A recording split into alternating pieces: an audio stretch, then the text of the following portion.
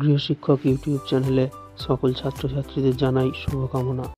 এই ক্লাসে আমরা তোমাদের মাধ্যমিক ইতিহাসের 4 নম্বর অধ্যায় সংঘবদ্ধতার গোড়ার কথা, এই অধ্যায় থেকে ভারত সভার প্রধান কার্যাবলী ও পদক্ষেপগুলি আলোচনা করো, এই প্রশ্নের উত্তরটি নিয়ে আলোচনা করব।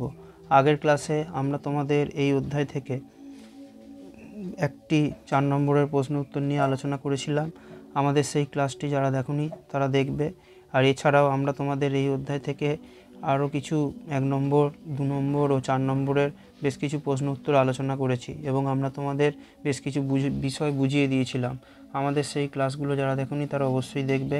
আর আমাদের চ্যানেলটা এখনও যারা সাবস্ক্রাইব করোনি তারা সাবস্ক্রাইব করে বেল আইকনটা প্রেস করে দেবে, তাহলে আমাদের চ্যানেলের নতুন ক্লাসগুলো তোমরা অবশ্যই দেখতে পাবে। তাহলে আজ আমাদের আলোচনার প্রশ্ন, ভারত সভার প্রধান কার্যাবলী বা পদক্ষেপগুলি আলোচনা করো। এটা একটা 4 নম্বরের প্রশ্ন। তোমরা এই প্রশ্নের উত্তরটা 7-8টা বাক্যের মধ্যে পরীক্ষায় লিখবে, এর বেশি কিন্তু লেখার কোনো প্রয়োজন নেই, ঠিক আছে? তাহলে এবার এই প্রশ্নের উত্তরটা তোমরা যখন লিখবে তখন তোমাদের এখানে কিন্তু একটা কি লিখতে হবে, একটা তোমাদের ভূমিকা লিখতে হবে, ঠিক আছে?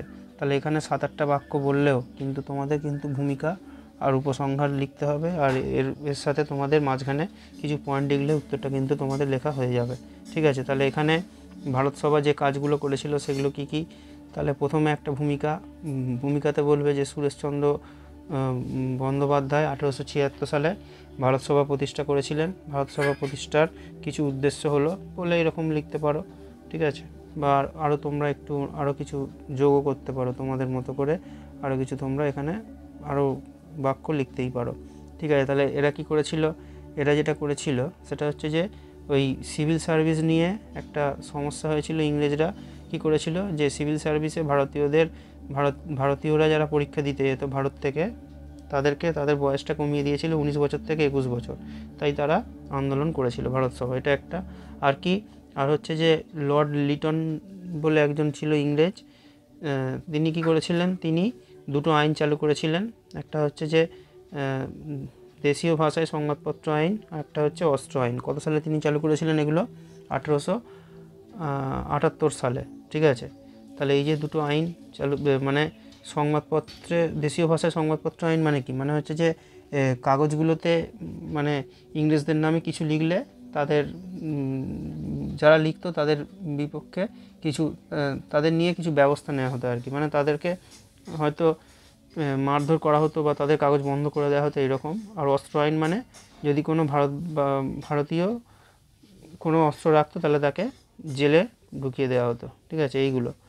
এইগুলো নিয়েই ভারত সভা আন্দোলন করেছিল। আরেকটা নিয়ে তারা আন্দোলন করেছিল, সেটা হচ্ছে যে ইলবার্ট বিল, ঠিক আছে? ইলবার্ট বিল আমরা আগে আলোচনা করেছিলাম, আমি এখন তোমাদের একটু বলে দিচ্ছি যে ইলবার্ট বিল হচ্ছে যে কি, ইলবার্ট বিল প্রকাশের আগে কি হয়েছিল যে কোনো ইংরেজ সে একটা ভারতীয় মানুষের বিচার করতে পারত, কিন্তু একজন ভারতীয় যে উকিল সে কিন্তু একজন বা বিচারক সে কিন্তু একজন ইংরেজের বিচার করতে পারতো না। তাহলে এই বিলটা প্রকাশ হওয়ার পর কি বলা হয়েছিল যে এবার থেকে ভারতীয়রাও কিন্তু ইংরেজদের বিচারটা করতে পারবে।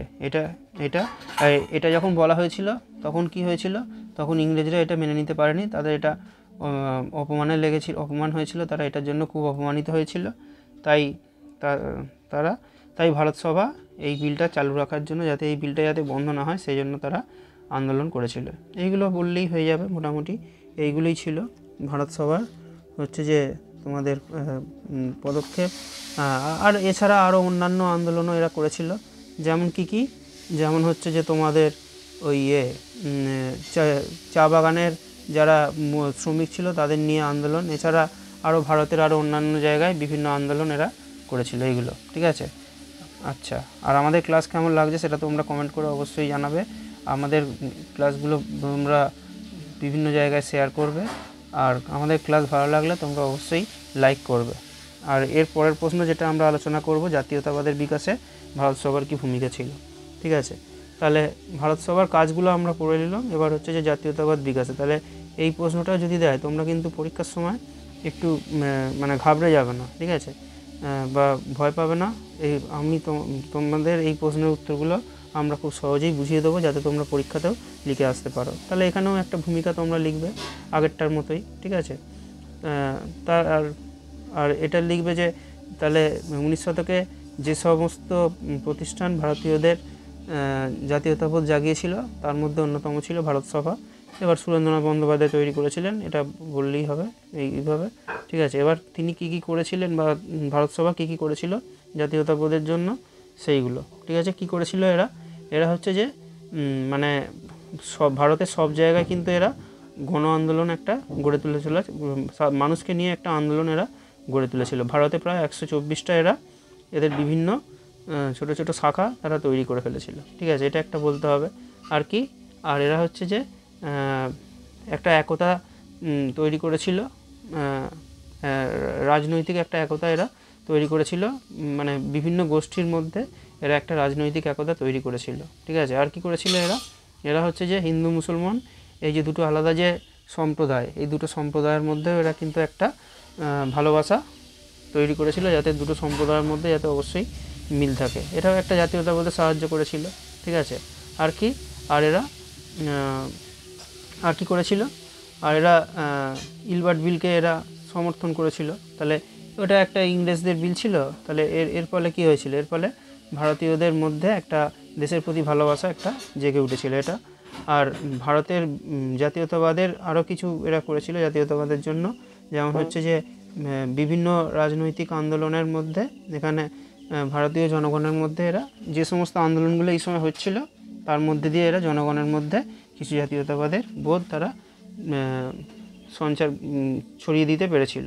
দেশের প্রতি যে ভালোবাসা সেই ব্যাপারটা তারা জনগণকে বোঝাতে পেরেছিল, ঠিক আছে। আর কি, আর এগুলোই বলবে তোমরা, ঠিক আছে।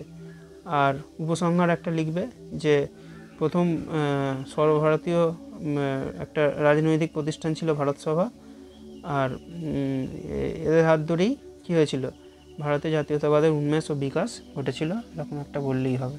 পরের ক্লাসে আমরা তোমাদের আরও কিছু ইতিহাসের এই অধ্যায় থেকে গুরুত্বপূর্ণ প্রশ্ন উত্তর নিয়ে আলোচনা করব।